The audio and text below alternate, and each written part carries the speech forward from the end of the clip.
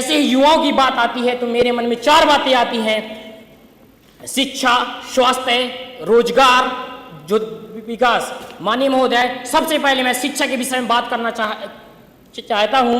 माननीय महोदय, जिस विश्वविद्यालय से मैं यहाँ चयनित होकर आया हूँ, उसी विश्वविद्यालय में जो कक्षा 10वीं 12वीं के विद्यार्थी आदर बोर्ड से जो जगत गुरु राम भद्राचार्य दिव्यांग राज्य विश्वविद्यालय में ग्रेजुएशन करने आते हैं, उनको छात्रवृत्ति का कोई प्रावधान नहीं दिया जाता। माननीय महोदय, वह विद्यार्थी, वह युवा पूछता है कि कहाँ गया बजट। माननीय महोदय, जिस विश्वविद्यालय से मैं यहाँ चयनित होकर आया हूँ, उस विश्वविद्यालय में आउटसोर्सिंग में लगे जो तो शिक्षक कर्मचारी, उनको समय से सैलरी प्रावधान नहीं किया जाता। माननीय महोदय, क्या उनका कोई परिवार नहीं है, उनके घर में युवा नहीं है? माननीय महोदय, वह जो तो शिक्षक, वह आउटसोर्सिंग के कर्मचारी जवाब मांगते हैं, कहाँ गया जो तो सरकार का बजट।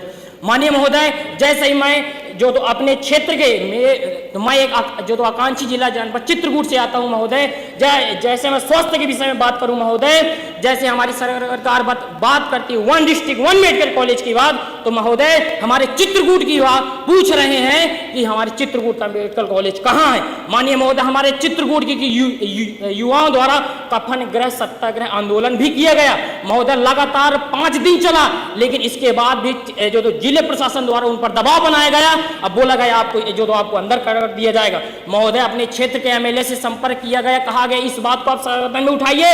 हमारे जो एमएलए ने कहा कि हाँ हम उठाएंगे। माननीय महोदय, प्रतिपक्ष होने के नाते उनको जो मेडिकल कॉलेज की बजट पास नहीं किया गया। हमारी सरकार बात करती है सबका साथ, सबका विकास, समानता का अधिकार, तो महोदय जो पक्ष विपक्ष में ऐसा क्यों? समानता का अधिकार क्यों नहीं महोदय? बजट क्यों नहीं पास किया गया?